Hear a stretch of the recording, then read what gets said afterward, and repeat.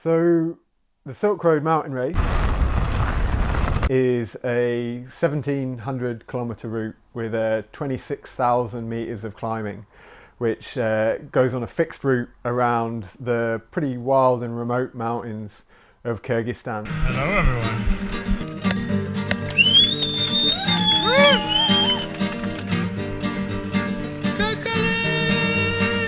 The vast majority of it is off-road, and the terrain varies anything from kind of fast gravel to kind of rough washboard kind of trails, all the way through to some technical single track sections and some pretty long, arduous hiker bike.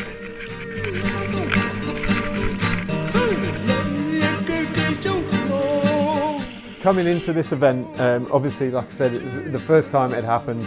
No one really knew what to expect, and I think a big part of that came down to the kit choice and the bike choices that people were making.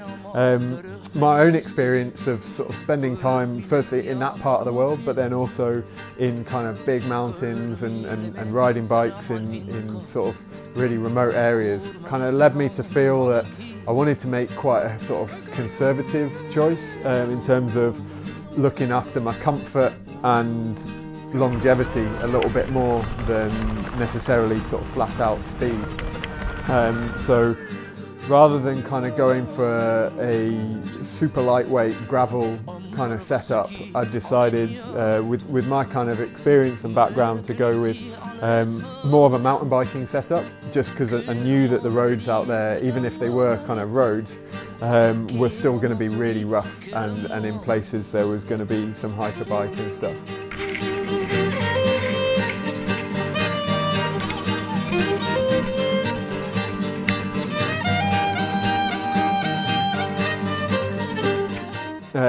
A lot of people were coming up to me saying they wished they'd had that setup. The same was true with my kind of kit setup. I probably went a little bit more conservative than I might have done on sort of other races like the Highland 550, just because I knew that in that part of the world, if you turn an ankle or something and you can't move, then it might have been that I would be waiting for a day or 2 days to get any help or to get picked up.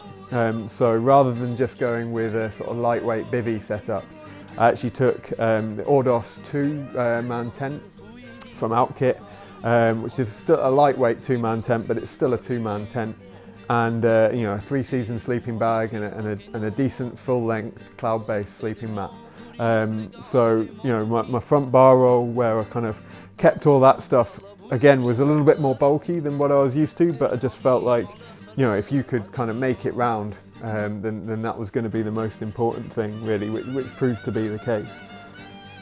In terms of the other kit that I took a lightweight Alpkit Kraku stove with their Mai Tai pot as well, just so that I had that freedom and flexibility of being able to cook food where I needed to cook food and eat and stop when I needed to stop. Likewise, I took a whole stash of fire pot meals tucked away in my seat pack because, again, like from my experience, I knew that the shops and the resupply points in that part of the world may have been pretty limited, and I didn't want to end up just eating noodles all the way around, and certainly not relying on restaurants and cafes like you can do in some other places. Actually, it turned out that the resupply was better than I expected, and there were sort of more places to get food, but I was still really happy to have that kind of that element of freedom and not having to kind of be quite so dictated by those resupply points.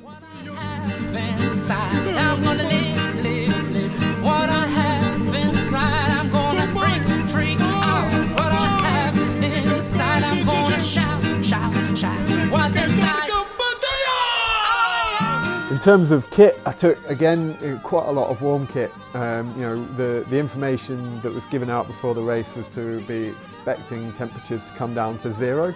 They actually came down to -10 at one point for some of the riders, and again, I was super happy to have not just sort of an insulated down jacket, but also down vest. as well. You know, decent kind of merino cycling kit, arm warmers, leg warmers, gloves. You know, I was pretty well prepared for sort of mountain weather. Got caught in a pretty heavy thunderstorm up at 3,000 meters on the first pass, and ummed and ahed about going over, but then sort of saw a nice little camp spot here where a few other people had stopped, and so stopped and put my tent up, and everything got quite wet in the process. And considering, you know, the race route went up to around 4,000 meters and didn't really drop below 1,800 meters. It was a serious kind of mountain route, and I suppose my knowledge and experience of that sort of stuff led to those kind of what seemed like slightly more conservative kit choices. But as it turned out, you know, only a third of the race field actually finished. Yeah, it's been a tough day today. Yeah, just been alone with my thoughts a lot today. The race was a bit of a new experience in that it was much longer than anything that I'd done before. And like I said, I knew I wasn't necessarily going into it as fit as I could be. And you know, in terms of training, I really hadn't done any kind of cycling training other than, you know, what I do for work and just getting out generally as normal. So, you know, chatting to riders before the race who kind of had, you know, diet plans and training schemes and things like that, I definitely felt like I wasn't as prepared physically as some of those riders. But as I kind of got going after sort of the first few days of really just trying to kind of, you know, just to ride the route, I suppose, but you have this feeling like you don't want to be kind of left behind, so you're trying to kind of jostle for position in the pack. I ended up riding in between two different groups of riders for quite a few days really, and so I didn't really see that many other people. The thing that kind of really started playing in my mind was the sort of question of why I was doing it. When I've toured, certainly in kind of different countries in the past, you're always open to going into people's homes for cups of tea and taking people up on invitations and stopping to hang out with locals. It's one of my favourite things about cycle travel. Whereas racing's a little bit different. When you're kind of doing long self-supported racing, you sort of have the blinkers on a little bit and you're just focused on yourself and riding through a landscape, and it gives you a very different feeling. And I found being in Kyrgyzstan, having kids running out of the yurts to kind of come and wave hello to you and things, but feeling like you had to really kind of push on, was a factor of the race I found it quite hard to sort of square myself with. And so after a few days of kind of riding quite hard, I found it, certainly after about 5 or 6 days, I found it quite hard to motivate myself kind of moving forward. So I ended up sort of taking my foot off the gas a little bit and just trying to look around and you know, still riding big days, but you know, trying to enjoy what it was that I was doing and enjoy the landscape and the culture, which is, you know, it was still not like kind of super slow kind of cycle touring, but it was it certainly gave me a little bit more energy by doing that, and by hanging out with and chatting to some of the other riders and racers on route, kind of changed my experience. But during that time, it really didn't feel like I was racing.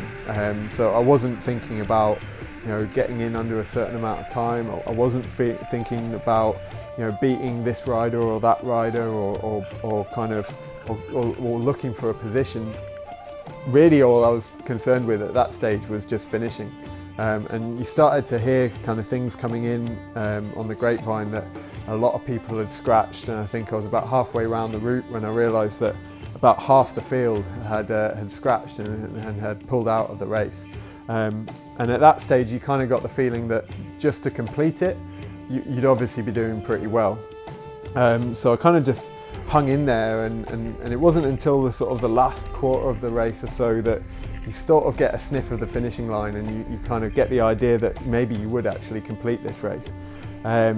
So it was kind of at that stage that, you know, you kind of after sort of 10 days of riding, you just want to get it done, really. At that point, you want to sort of have the experience over and sleep in a kind of comfortable bed. And welcome to day 10. And man, it is hard to get moving anywhere quickly. Shouldn't be too far to finish. Because I wanted to reach that finishing line, so I kind of got my head down and rode pretty hard for the last day or so.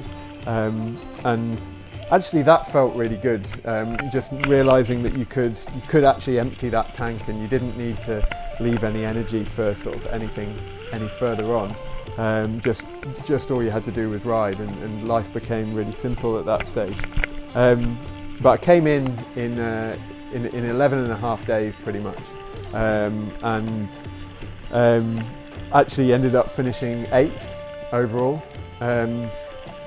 which put me, obviously, right up there in the top 10, and that was a massive surprise to me. I like I said, I hadn't felt like I'd been racing the race, so I'd just been kind of looking to finish. But coming in 8th, I actually ended up being the first British guy, first British person sort of finishing. It was really just more as a kind of, because the event turned into a bit more of an eliminator. I know really strong riders in front of me that had mechanical issues, or they had kit problems, or illness, or stomach upsets, which in some ways I was very lucky to avoid, but in other ways it was partly, I suppose, my experience of riding in this part of the world and knowing what to do, which meant that I kind of managed to avoid some of those issues as well. So yeah, very, very pleased to finish, first of all, and obviously even more pleased to come up in the top 10. The Silk Road race was, after it had finished, that there was such a sense of community, and all these people that had come in from all sorts of different backgrounds and different parts of the world were all there and kind of sharing that kind of one experience. So yeah, a good sort of 4 days I spent not really leaving the finish and just eating way too much food, and just replenishing calories and sleeping and just drinking beer and having fun and swapping stories with other people. So that was by the end it was kind of like a really sort of welcoming, positive kind of experience, and enjoyed those last few days of it.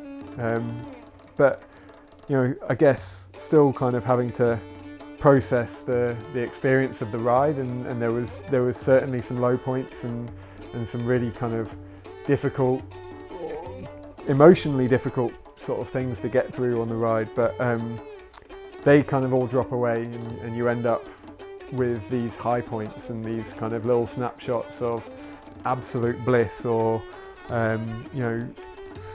ecstatic moments where you've achieved something, or you've kind of really kind of got to grips with it, and they're the things which kind of stick in your mind, and the things that you'll kind of take forward with it. So yeah, like by now it seems like a very positive experience all in all, definitely. Jesus. Edit that.